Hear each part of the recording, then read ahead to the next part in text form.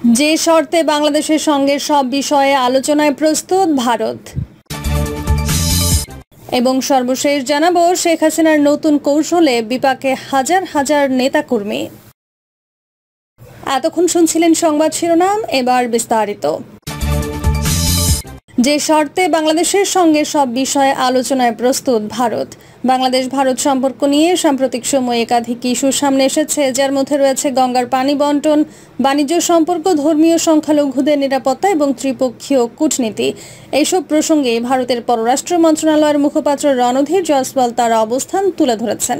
তার মন্তব্যগুলো শুধু দ্বিপাক্ষিক সম্পর্কের দিকেই ইঙ্গিত করে না, বরং এতে ভারতের কৌশলগত দৃষ্টিভঙ্গি এবং দক্ষিণ এশিয়ার ভূ রাজনৈতিক উত্তেজনার পরিপ্রেক্ষিতে একটি বড় বার্তাও লুকিয়ে আছে। রণধীর জয়সওয়াল স্পষ্ট করে জানিয়েছেন, ভারত বাংলাদেশের সঙ্গে সব ধরনের আলোচনায় প্রস্তুত, তবে সেটি হতে হবে অনুকূল পরিবেশে। এখানে অনুকূল পরিবেশের উল্লেখটি গুরুত্বপূর্ণ, যার নেপথ্যে কিছু অসন্তোষ বা উদ্বেগের ইঙ্গিত বহন করে। গঙ্গা সহ 54টি নদীর পানি ভাগাভাগির বিষয়টি দীর্ঘদিন ধরেই দুই দেশের মধ্যে আলোচনার কেন্দ্রবিন্দুতে রয়েছে। যৌথ নদী কমিশন থাকলেও কার্যকর সিদ্ধান্তের অভাব এবং চুক্তির নবায়ন নিয়ে অনিশ্চয়তা এখনও কাটেনি। ভারত বিষয়টিকে গুরুত্বের সঙ্গে দেখছে, তবে তাদের মতে আলোচনার সঠিক পরিবেশ এখনও পুরোপুরি গড়ে ওঠেনি। বাণিজ্য সম্পর্ক নিয়েও রণধীর জয়সওয়াল কিছুটা অসন্তোষ প্রকাশ করেন।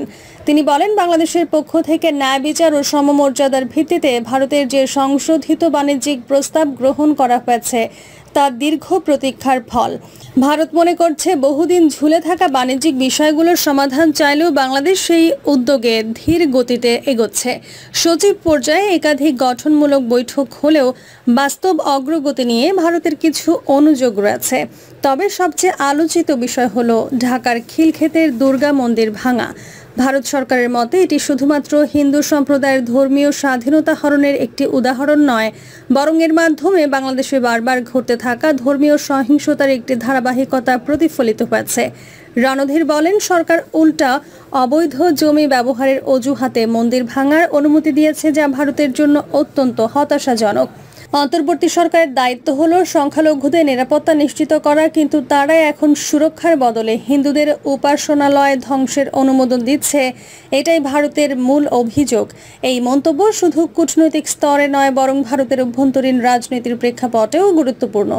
ভারতের ক্ষমতাসীন বিজেপি সরকার বারবার দক্ষিণ এশিয়ার হিন্দুদের নিরাপত্তা এবং তাদেরকে সামনে এনে জাতীয়তাবাদী আবেগ উস্কে দেয়।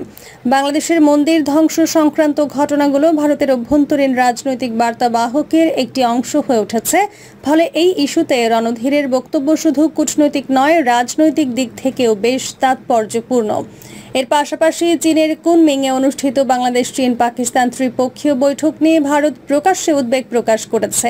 ভারতের মতে তারা আশেপাশের অঞ্চলের ঘটনা প্রবাহে নিবিড় নজর রাখছে, অর্থাৎ ভারত স্পষ্টভাবে বুঝিয়ে দিয়েছে তারা দক্ষিণ এশিয়ায় চীনের কৌশলগত প্রবেশকে সতর্ক দৃষ্টিতে দেখছে, বিশেষ করে যখন তাতে পাকিস্তান এবং বাংলাদেশ যুক্ত থাকে। রণধীরের বক্তব্যে একদিকে যেমন দ্বিপাক্ষিক সম্পর্কের স্বাতন্ত্র্য রক্ষা করার কথা বলা হয়েছে, তেমনি এক ধরনের অস্বস্তিও ফুটে উঠেছে। চীন যদি বাংলাদেশের সঙ্গে ঘনিষ্ঠতা বাড়ায় এবং পাকিস্তানকে সঙ্গে নিয়ে দক্ষিণ এশিয়ায় প্রভাব বিস্তার করতে চায়, তাহলে তা ভারতের নিরাপত্তা এবং স্বার্থে বিরূপ প্রভাব ফেলবে। এই বার্তা ভারত স্পষ্টভাবেই দিয়েছে। সাম্প্রতিক বৈঠকে চীন, বাংলাদেশ ও পাকিস্তান মিলে দক্ষিণ এশিয়ার সহযোগিতার প্রসার নিয়ে যে আলোচনা হয়েছে, তা ভারতের কাছে একটি কৌশলগত হুমকি হিসেবেই প্রতিভাত হচ্ছে।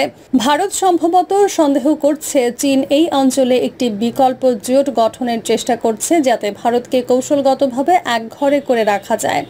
আর এই ভাবনা থেকে ভারত সতর্ক এবং প্রতিটি পদক্ষেপ বিশ্লেষণ করে দেখছে।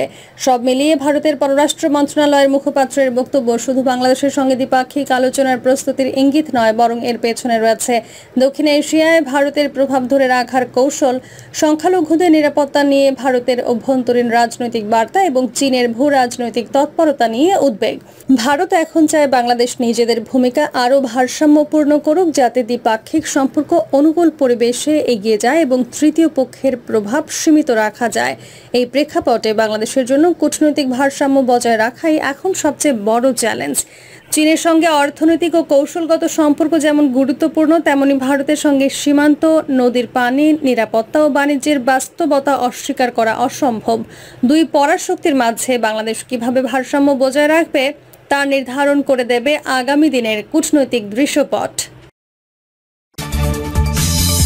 শেখ হাসিনার নতুন কৌশলে বিপাকে হাজার হাজার নেতাকর্মী।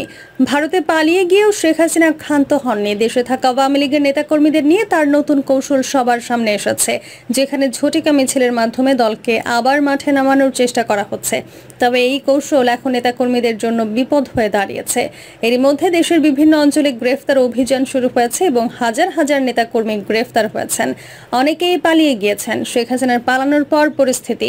বাংলাদেশের বর্তমান রাজনৈতিক পরিস্থিতিতে শেখ হাসিনা এবং তার দলের বেশিরভাগ শীর্ষ নেতারা ভারতে পালিয়ে গেছেন।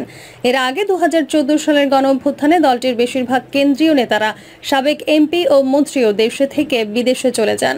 শেখ হাসিনা তার পরিবারের সদস্যদেরও আগে দেশ থেকে পার করে দিয়েছেন। এই সিদ্ধান্ত নিয়ে এখন নানা ধরনের আলোচনা চলছে। শেখ হাসিনার নিঃশব্দে দেশের বাইরে যাওয়ার পর যারা বাংলাদেশে ছিলেন তারা খুবই বিপদে পড়েছেন। দলের কিছু নেতাকর্মীকে জেলে পাঠানো হয়েছে, আবার কিছু নেতাকর্মী গা ঢাকা দিয়েছেন। শীর্ষ নেতারা যখন নিরাপদ অবস্থায় বিদেশে বসে আছেন, তখন দলের সাধারণ কর্মীরা ভুল পদক্ষেপের শিকার হচ্ছেন। ঝটিকা মিছিলের পেছনে উস্কানি এবং নেতাকর্মীদের বিপদ। শেখ হাসিনার নতুন নির্দেশনায় দলের সাধারণ নেতাকর্মীদের ঝটিকা মিছিলের নামে সড়কগুলোতে নামানো হচ্ছে। এতে অনেক নেতাকর্মী আবেগপ্রবণ হয়ে মিছিল করতে বেরিয়ে আসছেন। তবে এই কর্মকাণ্ডে তাদের জীবনে নতুন বিপদ আসছে। গত কয়েকদিনে বিভিন্ন অঞ্চলে গ্রেফতার অভিযান শুরু হওয়ায় তাদের অনেকেই পালিয়ে যেতে বাধ্য হয়েছেন। ফলে শেখ হাসিনার নতুন কৌশলে বিপদে পড়েছে দলের নেতাকর্মীরা। এই পরিস্থিতিতে কিছু নেতা হতাশার মধ্যে পড়েছেন, যাদের মনে ছিল যে তারা শেখ হাসিনার নেতৃত্বে পুনরুত্থান ঘটাতে পারবেন। বিশ্লেষকদের মন্তব্য, রাজনৈতিক বিশ্লেষকরা বলেন শেখ হাসিনার কৌশল দলের জন্য বিপদজনক হতে পারে। বিশেষজ্ঞরা মনে করেন এটি আওয়ামী লীগের বর্তমান অবস্থার আরও অবনতি ঘটাতে পারে। মাসুদ কামাল, একজন সিনিয়র সাংবাদিক, মন্তব্য করেছেন, যারা পালিয়ে গেছেন তারা জানেন তারা অপরাধ করেছেন এবং সেই অপরাধের বিচার হতে পারে। তিনি আরও বলেন, এটি দেশের রাজনীতির জন্য অত্যন্ত বিপদজনক অবস্থান, যেখানে দলীয় শীর্ষ নেতৃত্ব নিরাপদে বিদেশে বসে রাজনীতির কৌশল নির্ধারণ করছে এবং সাধারণ কর্মীরা নিজেদের জীবন ঝুঁকির মধ্যে ফেলছে। এই ধরনের পরিস্থিতি দেশ এবং দলের জন্য মোটেও ভালো কিছু বয়ে আনবে না।